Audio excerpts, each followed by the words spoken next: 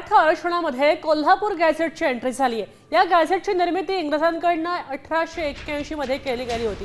सातारा आणि औंध संस्थांच्या गॅझेटचा अभ्यास करण्यासाठी सरकारकडून वेळ मागून घेतलाय। ही चर्चा सुरू असतानाच कोल्हापूर गॅझेटची सुद्धा चर्चा सुरू झाली आहे। अखिल भारतीय मराठा महासंघाकडून कोल्हापूर गॅझेटचा शोध घेण्यात आलेला आहे। 1881 ला हे गॅजेट ब्रिटिशांनी प्रसिद्ध केलं, हे फार महत्त्वाचं आहे।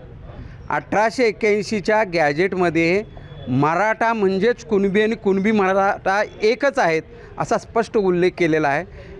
1881 साली कोल्हापूर जिल्ह्याची लोकसंख्या ही 62,000 होती। त्यातल्या स्त्रिया 30,000 आणि पुरुष 32,000 अशी नोंद आहे।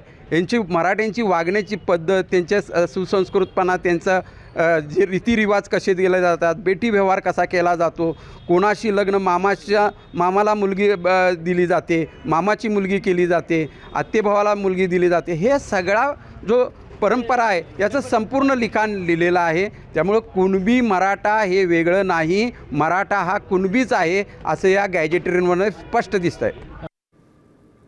तर खरं तर आता आपण पाहतोय कोल्हापूर गॅझेटमध्ये काय आहे। 1881 साली आता इंग्रजांनी या गॅझेटची निर्मिती केली होती। कुणबी आणि मराठा एकच आहेत असा उल्लेख या गॅझेटमध्ये आहे। मराठा आणि कुणबींमध्ये रोटी बेटी व्यवहार सुद्धा होता असंही ह्यात दिसतंय। तर 1881 मध्ये कोल्हापूरची लोकसंख्या 8 लाखांच्या घरामध्ये होती।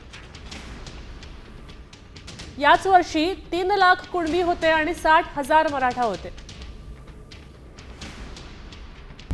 आता isakal.com आहे देशातील नंबर 1 ची मराठी न्यूज वेबसाईट। प्रत्येक अपडेटसाठी isakal.com ला नक्की भेट द्या।